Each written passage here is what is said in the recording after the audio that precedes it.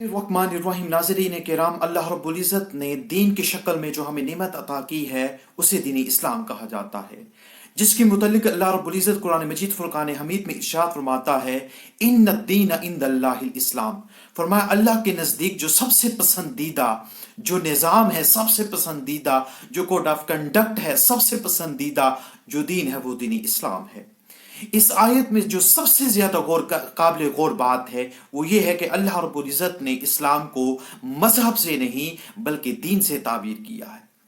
अब बुनियादी तौर पर हमें ये जानना है कि मजहब क्या होता है और दीन क्या होता है, और अल्लाह ने इस्लाम को मजहब क्यों नहीं कहा और दीन कहा है, और अगर वो मजहब कहता तो उसके क्या माने हैं, और अगर वो दीन कहता है तो उसके क्या माने हैं।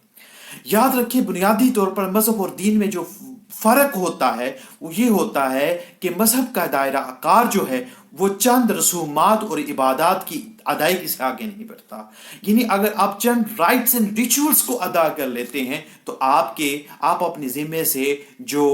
मजहब के फराइज और वाजिबात हैं आप उनसे सबकदोश हो जाते हैं। लेकिन अगर आप इस्लाम को दीन मानते हैं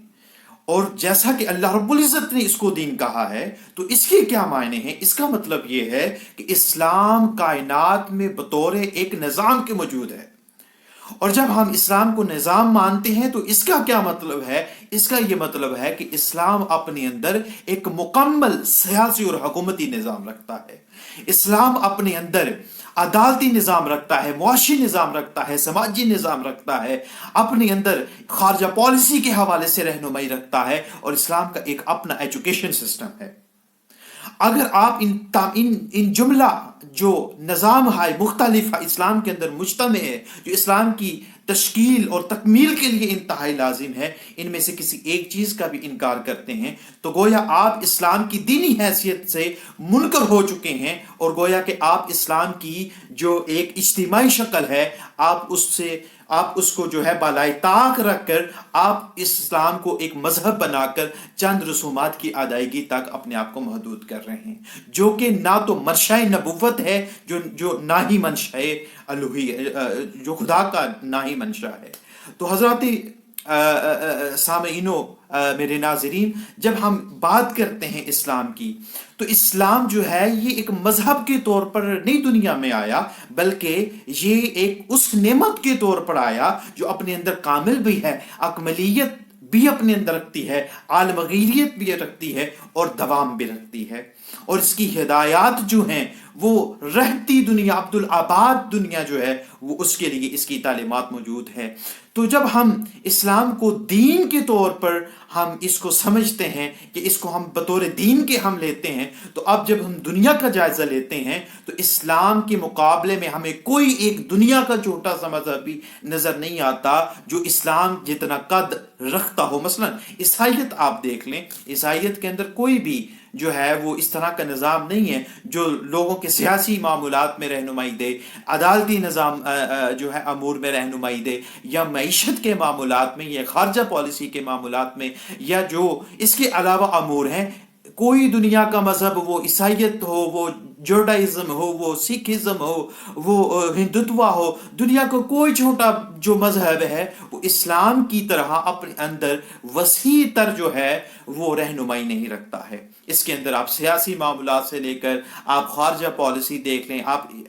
जो है एजुकेशन इसका सिस्टम देख लीजिए, आप इसका अदालती सिस्टम देख लीजिए, इसमें हदूद की बात होगी, इसमें जो है ज़ुकात की बात होगी, इसमें सर्कुलेशन ऑफ वेल्थ की बात होगी। तो आप इस्लाम के वसीतर जो है वो तनाजुर में देखेंगे कि इस्लाम अपने अंदर मुकम्मल जामियत रखता है, एक कम्प्रिहेंसिव जो है वो कोड ऑफ कंडक्ट है। तो जब हम पूरी दुनिया में देखते हैं तो हमें ये नजर आता है कि कोई छोटा दीन जो है वो इस्लाम के पैरेलल खड़ा नहीं है। इस्लाम के पैरेलल सिर्फ दुनिया के अंदर तीन ही निज़ाम है, दो ही निज़ाम है, एक इंक्लूडिंग इस्लाम खुद भी जो है ना वो एक सिस्टम है, एक निज़ाम है, और इसके अलावा दुनिया में सिर्फ दो निज़ाम हैं।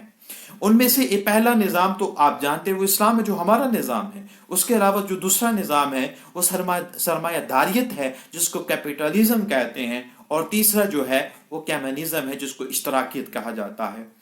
अब इश्तराकियत रूस के अंदर अपना दम खम جو ہے وہ کھو بیٹھا اور الحمدللہ وہ تباہ ہو چکا۔ اب دنیا کے اندر صرف دو سسٹم پیرالل چل رہے ہیں اور جن کا باہمی تصادم بھی ہے، اور وہ کیا ہے؟ پہلی قوت، پہلا نظام ہے اسلام، اور دوسرے سرمایہ داریت یعنی کیپٹلزم۔ اب کیپٹلزم اس دنیا کا سب سے بڑا شرک ہے۔ وہ سب سے بڑا شرک کیوں ہے؟ اس لیے کہ جو سرمایہ داریت ہے وہ انسان کو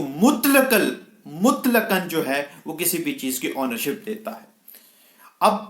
اسلام کے نزدیک ہر چیز کا جو مطلق مالک ہے وہ اللہ رب العزت ہے، اس کے علاوہ کوئی نہیں ہو سکتا۔ اور اگر کوئی مطلقاً حاکم بننے کا تصور رکھے تو وہ اللہ تعالیٰ کے حق کے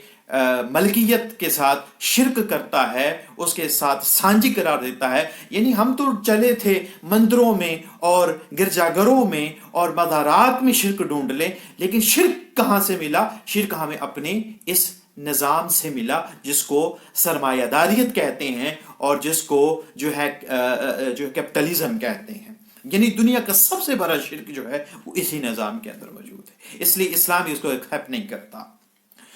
حضرت ذی وقار، جب ہم اس بات کرتے ہیں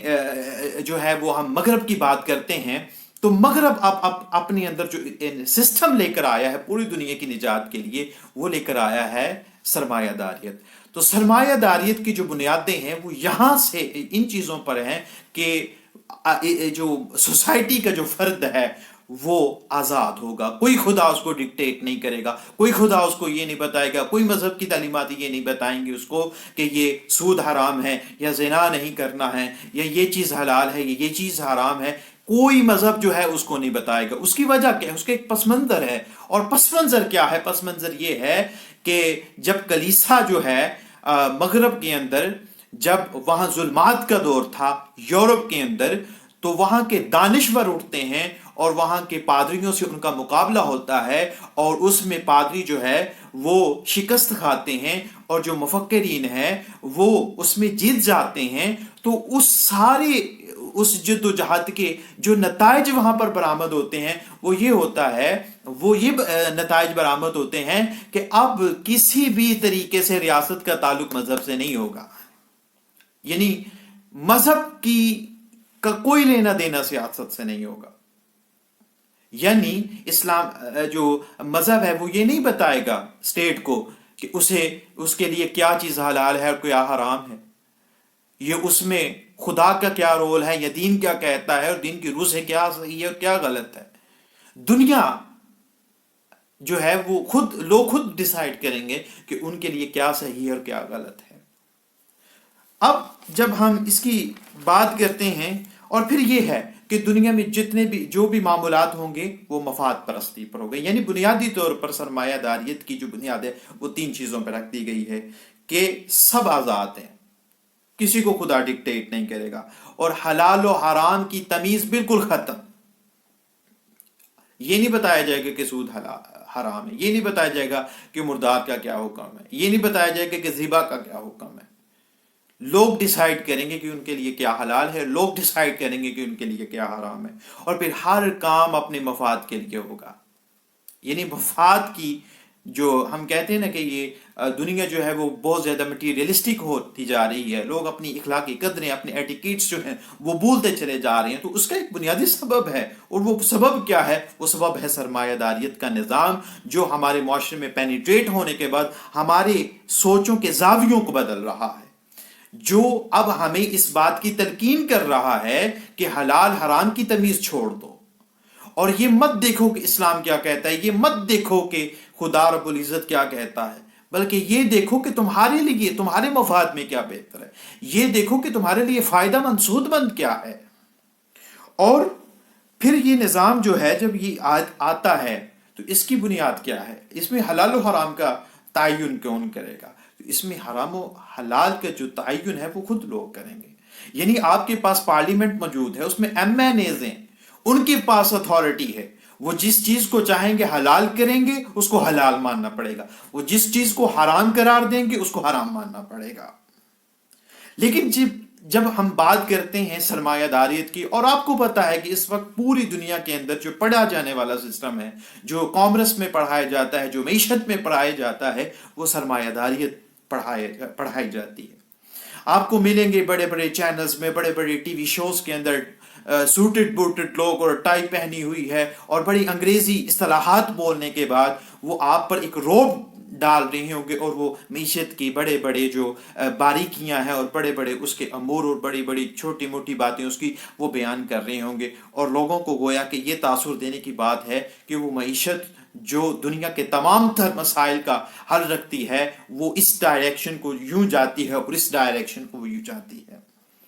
لیکن جب ہم سرمایہ داریت کی بات کرتے ہیں اور ہم دیکھتے ہیں کہ اس نے دنیا کو دیا کیا، تو آئیے ہم اس کے بنیادی طور پر اس کے ثمرات کی طرف جاتے ہیں۔ آپ کو پتہ ہے کہ جب سرمایہ داریت 1820 میں آیا